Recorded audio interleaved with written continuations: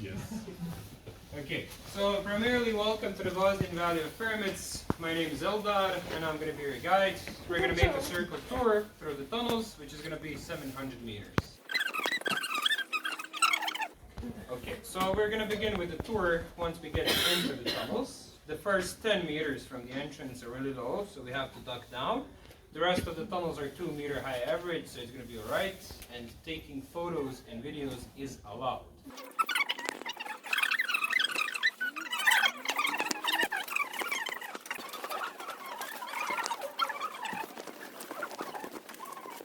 We are inside of the tunnel Ravne. So the final goal of the tunnels is to reach the Bosnian Pyramid of the Sun.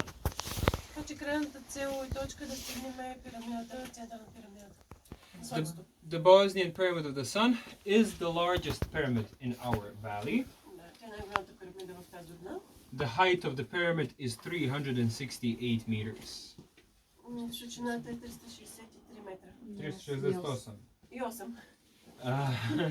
So basically, the Pyramid of the Sun is the largest pyramid in the world. It's double the size of Cheops pyramid in Egypt. The Pyramid of the Sun is not the only pyramid that we have here. In total, we have 6 pyramids, including the Pyramid of the Sun, Pyramid of the Moon. You can translate. Yes, I know it. Just do it. Pyramid of the Moon, Pyramid of the Dragon, Pyramid of Love, Temple of Mother Earth, and the 6th pyramid, which we haven't named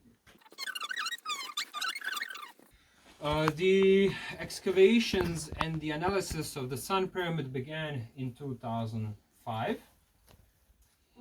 And it was concluded that every side of the pyramid is orientated to the cardinal points on the compass. The deviation of the Sun Pyramid from the cosmic north is only 12 seconds, which makes it the most precisely orientated pyramid. So the Cheops pyramid, for comparison, has 2 minutes of deviation. And the excavations on the Sun Pyramid began in 2006. So when we remove 1 meter to 1.5 meters of soil, we discover huge polymer blocks. The blocks were analyzed on 5 different construction institutes, 2 in France, 2 in Bosnia, and Politecnico di Torino in Italy. And also, it was concluded that the blocks were made out of conglomerate and molten clay as a binder. And also, in between 2 blocks on the pyramid, of the 3rd and the 4th row, we discovered 2 fossilized leaves. The fossils we sent to radiocarbon dating analysis. Listove šaljemo na radiokarbonsku analizu. And the result of the analysis was 29,200 plus minus 400 years.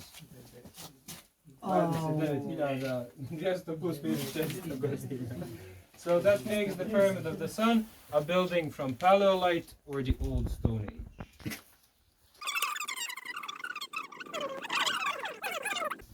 And it can see how old an organic material is, because organic materials lose particles of carbon over time, so that's the reason why it's called carbon dating, radiocarbon.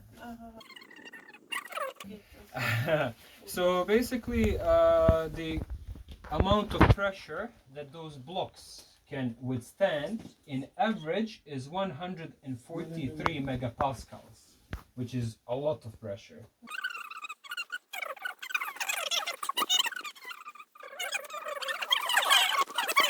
Okay. Perfect. Okay, so basically this concrete is really durable, so it was impossible to puncture the blocks to enter the pyramid. So we had to find underground tunnels in order to reach the Pyramid of the Sun. So in 2006 we found the first entrance, which is this one, and the entire tunnel network is closed with river gravel that you can see behind the wooden board. This material we removed from here manually by using shovels and wheelbarrows, and we managed to uncover 3 kilometers of underground. Inside of the gravel we discover little pieces of burnt wood and ash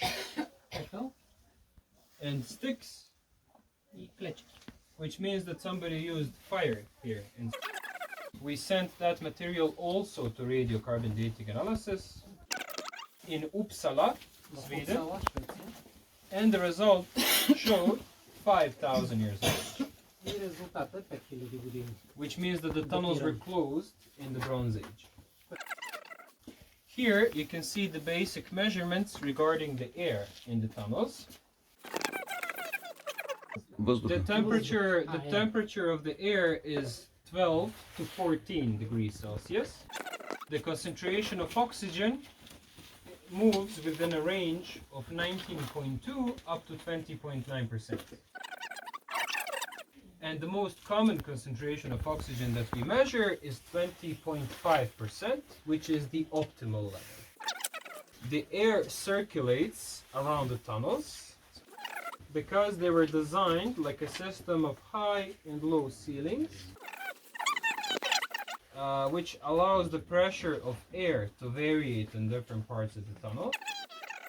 It wants to even itself out at every spot, so as a result the air circulates around it. And according to measurements, there are no bad particles in the air here. No dust, smoke, viruses, smog, nothing. Because there is a really high concentration of negative ions. The negative ions filter and clean the atmosphere. The more of them that you have on one place, the better. Towns and cities measure the lowest amount, which is between 50 and 100 per cubic centimeter. On top of the mountains, between 3 and 5,000 per cubic centimeter. Inside of the tunnels, the average concentration of negative ions is 50,000.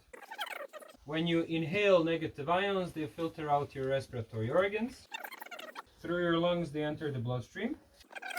They regulate blood pressure, sugar level, and they increase the amount of oxygen in your system. And that basically filters out your organism, and people feel a lot better. So now we're going to continue, and we're going to see the first artifact.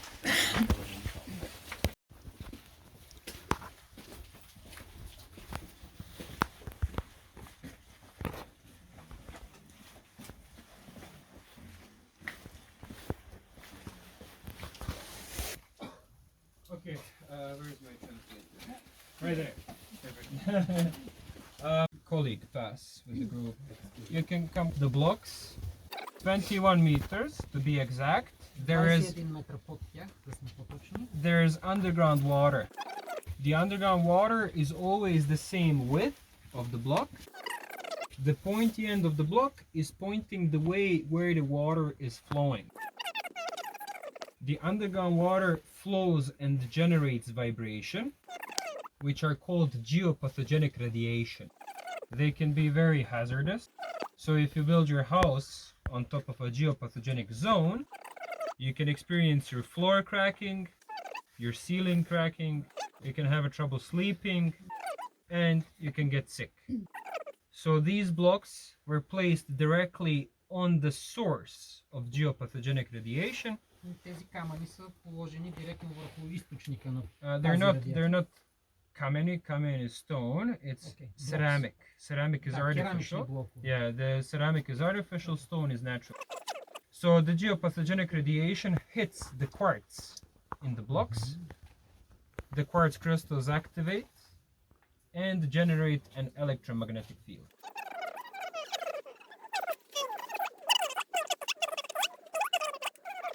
The ceramic gets resonated, vibrates, and it's sending out the electromagnetic waves. The frequency of the electromagnetic field is 28 kilohertz, which is a really high frequency. And later we're going to talk about how it is actually used here in the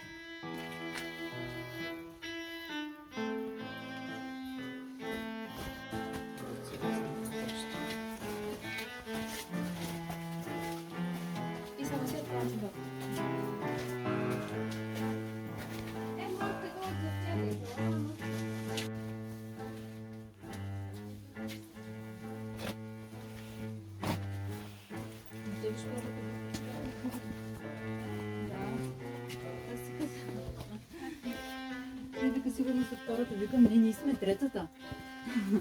Смятай колко време са тези.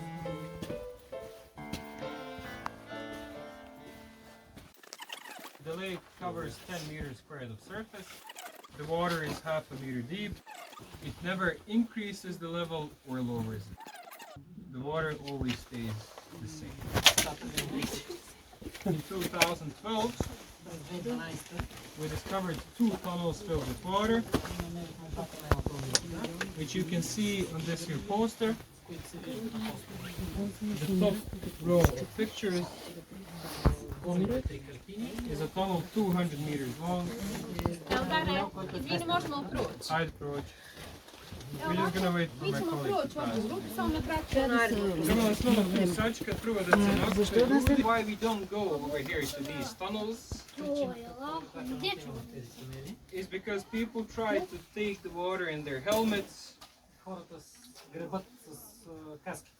or to drink from the hands, which can contaminate the water. Previously, in the Institute for Health and Safety of Food in Zenica, they have concluded that this water is 100% clean from drinking water. But the pH value of this water is 7.5, and it's really rich in minerals. And we want to keep it that way. In the middle of these tunnels, there is a system of channels. In the top right corner, you can see that the walls and the floor of the channels meet in a 90-degree angle. So basically that means that these channels couldn't have been made by water friction, because the water friction always leaves an arch. So basically here we have a system of connected cups, because no matter how much water you take out, the water goes back to 1.75 meters. We performed 2 more analyses of this water. Institute for Bioelectromagnetics and New Biology in Ljubljana, in Slovenia, and we received this certificate. The certificate confirms that this water has a good biofield. The second name for water with a good biofield is energetically alive. The second one that you have is dead water. In dead water, we can count city water, water from a river, lake, sea. But energetically alive waters are, for example, holy water from a church, Zemzem water from Mecca, water from Tibetan, Japanese, Chinese temples, and mountain source water at the Dr. Masaru Emoto from Japan put in 40 years of effort into water analysis. And he confirmed that the only thing apart from a living being that has memory is water. Water can remember frequency. When he would say something to water or expose it to different frequencies, he would freeze it to -5 and put it under an electrometer. This is how water looks like after listening to words of hate. Follow the shadow. And the second picture is water that was listening to heavy metal. Completely deformed. The third one, it was listening to words of love and compliments, which is a good frequency, and it formed a perfect hexagon. The hexagon is the main indicator that the water is energetic. This is how water from Visoko looks like from the top. Dark gray, full of chlorine, metals, and nanoplastic. Up here you can see the crystal structure of the tunnel water. Vibrant gold color is the indicator of cleanliness. This water is practically sterile, and it forms a perfect hexagon shape. It remembers the best frequency of electromagnetism, ultrasound, and a high negative ionization. When you mix 10 milliliters of energetically alive water with a liter of dead water, you leave it for 6 hours to sit. After 6 hours, the molecules of water resonate, and you have a liter of energetically alive. Your body is 70% water. When you continuously drink energetically alive water, it spreads the information to every cell of your body.